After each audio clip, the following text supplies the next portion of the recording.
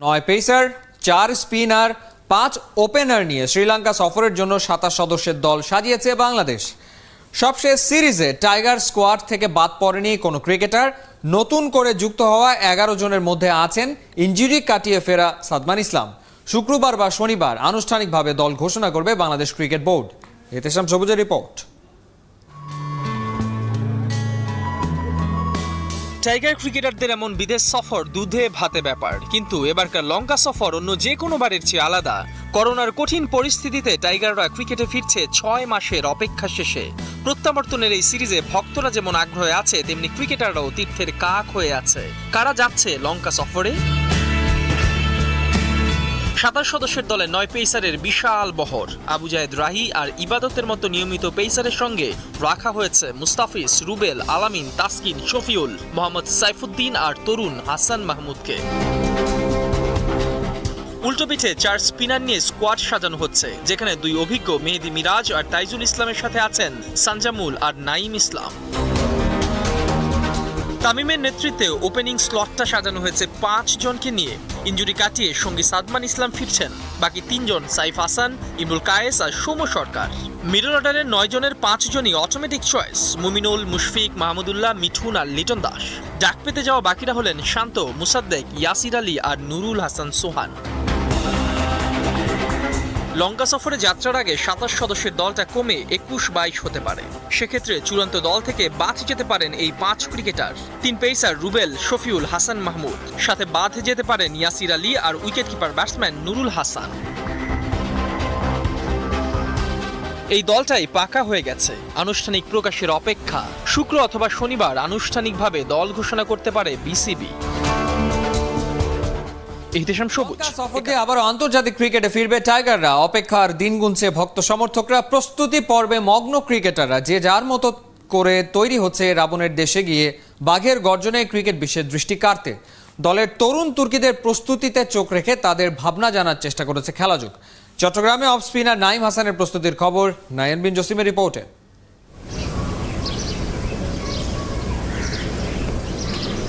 নেটে প্রতিদিনই টানা 25 থেকে 30 ওভার বোলিং করা, কখনো একা একা, কখনো ব্যাটসম্যান ইয়াসির রাব্বিকে বিট করার চেষ্টা। লঙ্কা সফরকে ঘিরে চট্টগ্রামে এভাবেই চলছে অফ স্পিনার নাইম হাসানের ব্যক্তিগত প্রস্তুতি পর্বটা। শ্রীলঙ্কার ফ্ল্যাট উইকেটে টাইগার স্পিনারদের জন্য কঠিন পরীক্ষায় অপেক্ষা করছে। বলে লালা ব্যবহারে নিষেধাজ্ঞা, তাই শাইন পাওয়া যাবে না। নাইম হাসান সেটা মেনে বুঝে সেভাবেই নিজেকে প্রস্তুত করছেন। স্পিন গুরু ভ্যাটরির পরামর্শে ওভার স্পিন রপ্ত করতে প্রতিদিনই লম্বা সময় বল করে যাচ্ছেন। সঙ্গে সাইড স্পিন কিংবা ক্রস সিমে বল করার কৌশলটাও আয়ত্ত করছেন। যখন স্টার্ট করছি তখন শুরুতে সবকিছু একটু এলোমেলো হইতেছিল। তারপর একটার পর একটা ড্রিল করলাম, বলিংয়ের ড্রিল করার পর আস্তে আস্তে স্পোর্ট বলিং করলাম। তারপর এখন ব্যাটসম্যানকে বলিং করলাম। চেষ্টা করতেছি নিজের বেস্টটা দেওয়ার জন্য, যত তাড়াতাড়ি কামব্যাক করা যায়। যখন ভেটরি আসছিল তখন আমাকে মিরাজ ভাইকে, তাইজুল ভাইকে একসাথে কাজ করাইছিল। তখন উনি কিছু ভেরিয়েশন শিখেছিল, তখন ওগুলা করতেছিলাম। এখন মাঝখানে গ্যাপ গেল, এখনও ওগুলা ট্রাই করতেছি। অভিষেকের পর থেকে বিদেশের মাটিতে এখনও বল করার সুযোগ হয়নি নাইম হাসানের। কলকাতা টেস্টের সুযোগ পেলেও ইনজুরির কারণে মাঠ ছাড়তে হয়েছে। তবে ক্যারিয়ারে বাকি 4 টেস্টে ছিলেন উজ্জ্বল। 19টা উইকেট শিকার করেছেন, এভারেজ মাত্র 20। দেশের পারফরমেন্স এবার বিদেশে নিয়ে যাওয়ার চ্যালেঞ্জ। এখন আপনার যদি সিলেক্টররা সিলেক্ট করে যদি যায়, তখন আমার চেষ্টা থাকবে আমার নিজের 100%টা দেওয়ার। আর এখানের থেকে যতটুকু পারি নিজেকে প্রিপারেশনটা নিয়ে, ভালো প্রিপারেশন নিয়ে যাওয়ার ট্রাই করব। চট্টগ্রামে ব্যক্তিগত অনুশীলনে নিজের প্রস্তুতি নিয়ে বেশ খুশি নাইম হাসান। এবারে ঢাকায় এসে তাইজুল মিরাজদের সঙ্গে নিজের উন্নতির পার্থক্য যাচাই করার পালা। একাদশে জায়গা পেতে তাদের সঙ্গেই যে হবে মূল লড়াইটা। নাহিয়ান বিন জসিম। বাংলাদেশের টেস্ট দলে ব্যাটসম্যান লিটন দাসের ভূমিকাটা কেমন? একটু গভীরভাবে ভাবলেই সামনে চলে আসবে। মানতে হবে বেশ কঠিন দায়িত্বই পড়ে লিটনের কাঁধে। সেই দায়িত্বে লিটন কতটা কার্যকর, কিংবা ম্যাচের পরিস্থিতি অনুযায়ী লিটনের ব্যাটিংয়ের প্রভাব কতটুকু, ব্যাটিং পজিশন অনুযায়ী ঘেঁটে দেখেছেন দেব চৌধুরী। বৃহস্পতিবার মিরপুরের সেন্টার উইকেটে প্রায় 40 মিনিট ব্যাট করেছেন লিটন দাস। সবচেয়ে ভালো ব্যাপার ছিল 95 ভাগ বলই ব্যাটের মাঝখানে। আদর করে যে জায়গাটাকে ব্যাটসম্যানরা ডাকেন ব্যাটের সুইট পার্ট, লিটনের ব্যাটিংও যথেষ্টই মিষ্টি। যদিও পজিশনের কারণেই সেটা তেতো হতেও সময় লাগে না। ব্যাখ্যা করা যাক। বেশিরভাগ দলই টেস্টে 6 বা 7 নম্বরে যাকে খেলায় তিনি নতুন বলে অভ্যস্ত, শট খেলতে জানেন, দ্রুত রানও তুলতে পারেন। অ্যাডাম গিলক্রিস্ট কিংবা বর্তমানের জশ বাটলার, হিসেবটা একই রকম। সাদা পোশাকের যে জায়গাতে লিটন দাস ব্যাট করেন সেখানে নায়ক কিংবা খলনায়ক দুটো বনে যাওয়ার সম্ভাবনাই সমানে সমান। লিটনের সেরা ইনিংসগুলো দেখা যাক। 94 করে দলের ড্র নিশ্চিত করেছিলেন, সেও দ্বিতীয় ইনিংসে। জিম্বাবুয়ে আর উইন্ডিজের সাথে জয় বাদ দিলে লিস্টের একেবারে শেষে যে 50, সেটা দিয়েও দলকে বাঁচিয়েছেন 7 নম্বরে নেমে।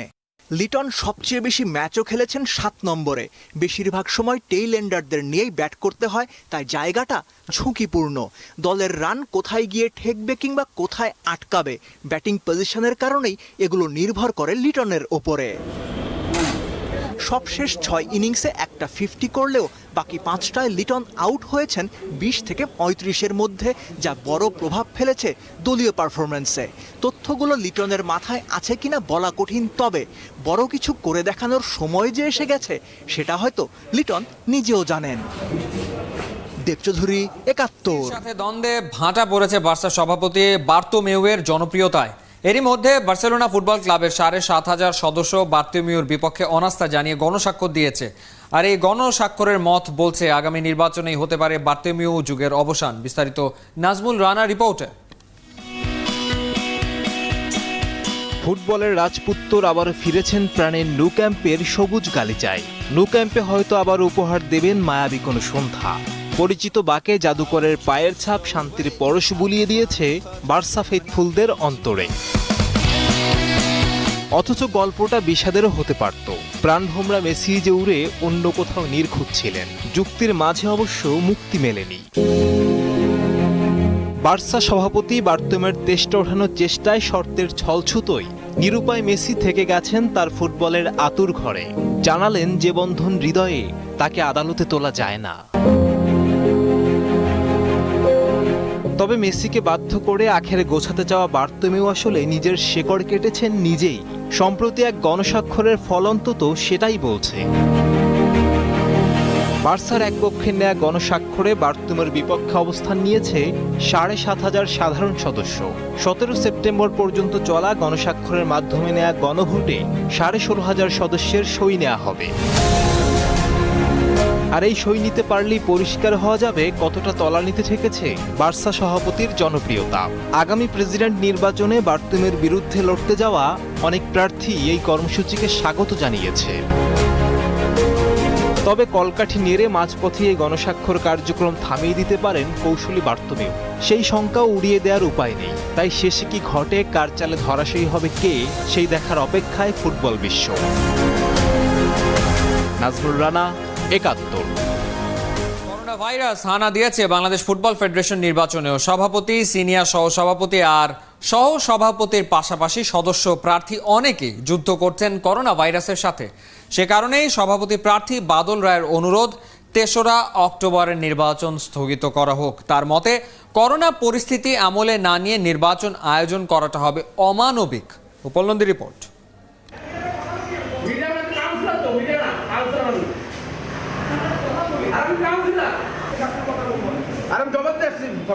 করোনা ভাইরাসের কারণে বাফুফে ভবনে আসতে পারেননি সভাপতি পদের প্রার্থী বাদল রায়। তার পক্ষে মঙ্গলবার নমিনেশন পেপার জমা দিতে এসে ফেডারেশন ভবনে ঢোকার সময় বাধার মুখে পড়েছিলেন শরীয়তপুর ডিএফের কাউন্সিলর মোজাম্মেল হক চঞ্চল। শেষ পর্যন্ত এক প্রকার যুদ্ধ করেই বাদল রায়ের পক্ষে মনোনয়নপত্র জমা দিতে হয়েছিল বাফুফে নির্বাচনের এই কাউন্সিলরকে।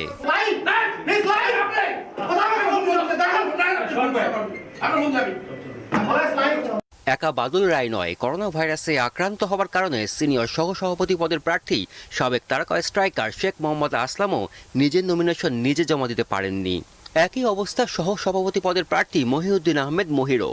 তিনিও করোনা পজিটিভ, তার পক্ষে নমিনেশন কেনা ও জমা দিতে হয়েছে অন্য কারো। বাফুফে নির্বাচনের গুরুত্বপূর্ণ পদের প্রার্থীদের করোনা আক্রান্তের খবর ভাবিয়ে তুলেছে বাদল রায়কে। সে কারণে চলতি মাসের শুরুতেই নির্বাচন 2 মাস স্থগিত রাখার অনুরোধ করে ফেডারেশন সভাপতি কাজী সালাউদ্দিনকে চিঠিও দিয়েছিলেন। তবে চিঠির উত্তর না পেয়ে হতাশ হয়েছেন বাদল। আমাদের আজকে ডেলিগেট যারা আছে, যারা নাকি কাউন্সিলর, তাদের মধ্যে 30 জন আমরা ডাইরেক্ট আক্রান্ত কোভিডে। কেউ বাসায় বসে আছি, কেউ হসপিটালে আছি। এমন অবস্থায় আমি বলছিলাম সভাপতি সাহেবকে যে আমরা ইলেকশনটা স্থগিত করে দেন, পিছান। ওনাকে অনুরোধ করছিলাম যে আপনি নির্বাচনটা স্থগিত করে দেন, আমরা কোভিড থেকে মুক্ত হই সবাই। উনি যদি আজকে এই অবস্থায় পড়তেন, কী করতেন? উনি বন্ধ করতেন ইলেকশনটা, স্থগিত করেন। এই অবস্থায় এটা অমানবিক কাজ করছেন উনি। ভোট যুদ্ধে নামতে হলে ভোটারদের দুয়ারে দুয়ারে যাবার বিকল্প নেই। তবে প্রার্থীদের অনেকেই যদি করোনা আক্রান্ত হন, তবে ভোটের প্রচারণা করতে মাঠে নামাটা আদৌ সম্ভব কি? বাদল রায়ের দুশ্চিন্তা এখানেই। আমি মুক্ত হয়েছি, কিন্তু আমার তো সারা দেশে মানুষের আজকে দ্বিতীয় ওয়েব ব্যবহার করছি। আমি আশা করি আপনি আমার স্ত্রীটাকে সম্মান করেন, ডেলিগেট এই ওয়েবটাকে থেকে বাঁচাইতে দেন, আমাদের মৃত্যুকে ঠেলে দিয়ে আপনি নির্বাচন স্থগিত করেন। 10 সেপ্টেম্বর বৃহস্পতিবার পর্যন্ত দেশে করোনা আক্রান্তের সংখ্যা 3,32,970 জন। করোনাকে রুখে দিতে সরকার সবাইকে সতর্ক থাকার নির্দেশ দিলেও বাফুফে নির্বাচনের সাথে যুক্ত ব্যক্তিরা আদৌ কি মানছেন করোনা সতর্কতা? নির্বাচনের দিনক্ষণ 3 অক্টোবর পর্যন্ত যদি এমন জনসমাগম চলতে থাকে, তাহলে ভবিষ্যৎ পরিস্থিতি নিয়ে শঙ্কা হতেই পারে। উপাল নন্দী, 71, ঢাকা।